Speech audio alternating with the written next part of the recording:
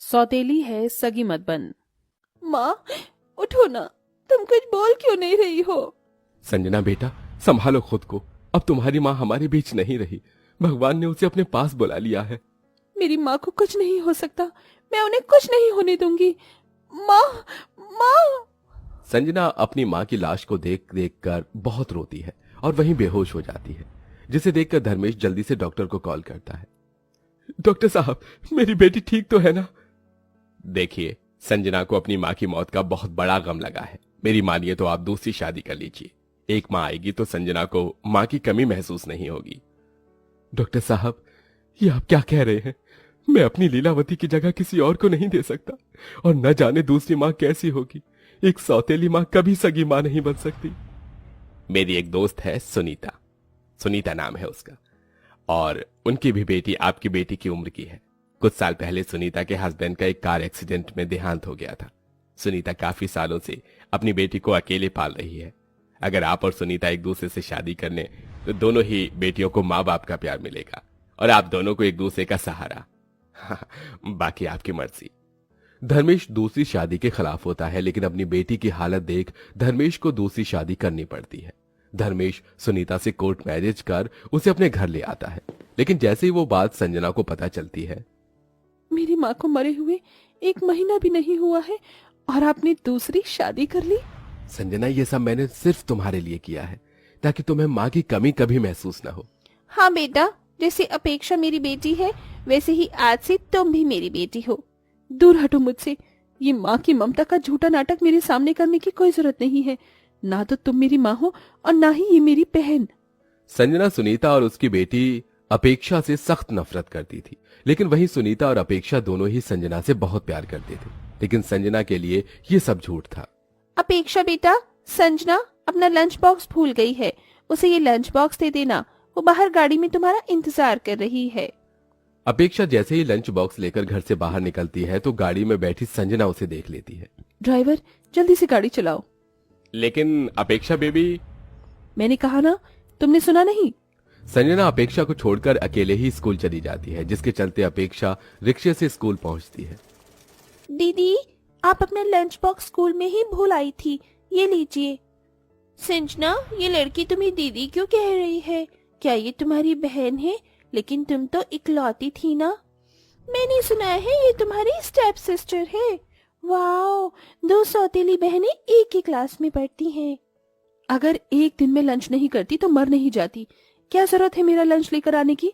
तुम्हारी वजह से मेरा कितना मजाक बन रहा है। लेकिन दीदी। लेकिन क्या? तू और तेरी माँ, तुम दोनों ने मेरा जीना हराम कर रखा है। जा यहाँ से। संजना के दिल में दिन पर दिन अपेक्षा और सुनीता के लिए नफरत बढ़ती ही जा रही थी। अपेक्षा, संजना, ये देखो, मैं तुम दोनों के लिए कितनी सुंदर ड्रेस लेकर आया हूँ। वाओ पापा, ये तो बहुत सुंदर ड्रेस है। पापा, आप जानते हैं कि मुझे ग्रीन कलर पसंद है, तो आपने ग्रीन कलर की ड्रेस इसे क्यों दी? अगर आपको ग्रीन कलर की ड्रेस पसंद है तो आप इसे रख लीजिए, मैं आपकी वाली रख लेती हूँ। मेरे इतने बुरे दिन नहीं आए हैं जो मैं तुम्हारे लिए लाई गई ड्रेस पहनूं। तू सौतेली है और सगी बनने की कोशिश मत कर, समझी? संजना चाहे अपेक्षा और सुनीता को कुछ भी कह ले, लेकिन दोनों माँ बेटी संजना से प्यार करना कभी नहीं छोड़ती। ऐसे ही समय गुजरता है और आज ये दोनों सौतेली बहनें बड़ी हो जाती हैं। गुड मॉर्निंग पापा। ये क्या, आज आप नाश्ते में पोहा बना रहे हैं? इस घर में किसी को पता नहीं है कि मुझे पोहा पसंद नहीं है। संजना बेटा, ये पोहा तो मैंने अपेक्षा के लिए बनाया है। तेरे लिए तो मैंने तेरी पसंद का व्हाइट सॉस पास्ता बनाया है। क्या आज का नाश्ता तुमने अपने हाथों से बनाया है? घर की नौकरानी क्या मर गई है? उसकी तबीयत खराब थी, आज वो आई नहीं।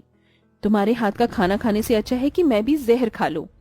संजना, ये क्या तमीज है अपनी माँ से बात करने की? पापा भूलो मत, ये मेरी नहीं इसकी माँ है। मेरी माँ को मरे हुए कई साल बीत चुके हैं, समझे आप? संजना के कहे गए शब्द सुनीता और अपेक्षा के दिल में किसी तीर की तरह वार करते थे। धर्मेश के लाख समझाने पर भी संजना के दिल में ना ही तो अपनी सौतेली माँ के लिए प्यार जागा और ना ही सौतेली बहन के लिए। ओह शिट, भगवान, ये मैंने क्या कर दिया? मेरी स्कूटी से संजना दीदी के कार पर स्क्रैच लग गया। अगर उन्होंने ये देख लिया तो मेरी तो खैर नहीं। अपेक्षा इतना कह ही रही होती है कि तभी वहां संजना आ जाती है। ओह माय गॉड, अपेक्षा, तू मुझसे इतना चिढ़ती है कि मुझे नहीं पता था। तूने अपनी स्कूटी से मेरी इतनी महंगी गाड़ी पर स्क्रैच मार दिया। अगर तुझे भी गाड़ी चाहिए थी तो पापा से मांग लेती, जैसे बचपन में तूने मेरी हर चीज उनसे मांगी है। ये भी तुझे तेरी माँ ने ही बोला होगा। किसी चीज की भी हद होती है। बचपन से लेकर मैं और माँ आपकी हर बात सहते आए हैं, लेकिन अब और नहीं। ये स्क्रैच मैंने जानबूझकर नहीं मारा था, बल्कि मुझसे गलती से लगा था। और मैंने पापा से कभी भी कोई चीज नहीं मांगी, बल्कि उन्होंने मुझे हर चीज खुद ला कर दी है। आपको मेरे और माँ की आंखों में अपने लिए प्यार नहीं दिखता क्या? शुरू हो गया तुम्हारा मेलोड्रामा। अपने ये मगरमच्छ के झूठे आंसू उसे दिखाना जो तुम्हें जानता नहीं। ये सब मुझे मत दिखाओ। अपेक्षा और सुनीता दोनों हिम्मत हार चुकी थी। उनकी लाख कोशिशों के बाद भी संजना उनसे सख्त खिलाफ थी। इसलिए धर्मेश अब एक बहुत बड़ा कदम उठाता है। क्या आप 100% श्योर हैं? अरे मैंने कभी सोचा नहीं था कि मैं ऐसा करूंगा, लेकिन हालातों ने मुझे मजबूर कर दिया है। आप इस घर की प्रॉपर्टी को 2 हिस्सों में बांट दीजिए। एक हिस्सा अपेक्षा और सुनीता के लिए है और एक संजना के लिए। आप ये सब क्यों कर रहे हैं? इस घर पर और हर चीज पर संजना का हक है। मुझे या मेरी बेटी को इसमें से कुछ भी नहीं चाहिए। माँ बिल्कुल ठीक कह रही है, ये सब कुछ दीदी का है, हमारा इस पर कोई हक नहीं है। अपेक्षा बेटा, तुम भी मेरी बेटी हो और इस घर पर हक तुम दोनों बहनों का बराबरी का है। धर्मेश पेपर्स पर साइन करने ही वाला होता है कि तभी वहां संजना आ जाती है। जो मैंने सोचा था आखिरकार वो सच हो ही गया। तुम दोनों माँ बेटियों ने मेरी जायदाद पर कब्जा कर लिया ना? हमने आपकी जायदाद पर कोई कब्जा नहीं किया है, बल्कि पापा ने ही हम दोनों में बंटवारा करने का फैसला किया है। तो चुप ही कर। बचपन से लेकर आज तक तूने मुझसे मेरी हर चीज छीनी है और अब तो तूने मेरी आधी प्रॉपर्टी भी मुझसे छीन ली। जुबान संभाल कर बात करो संजना। आप इन 2 कौड़ी के लोगों के लिए मुझ पर चिल्ला रहे हैं। अगर आज माँ जिंदा होती तो बेचारी दोबारा मर जाती। मुझे शर्म आती है आपको अपना बाप कहते हुए। संजना की बात सुन धर्मेश अपने गुस्से को संभाल नहीं पाता और संजना को एक जोरदार थप्पड़ मार देता है। आपने मुझ पर हाथ उठाया? हाँ, ये तो मुझे बहुत पहले कर देना चाहिए था। तो आज तू ऐसी नहीं होती।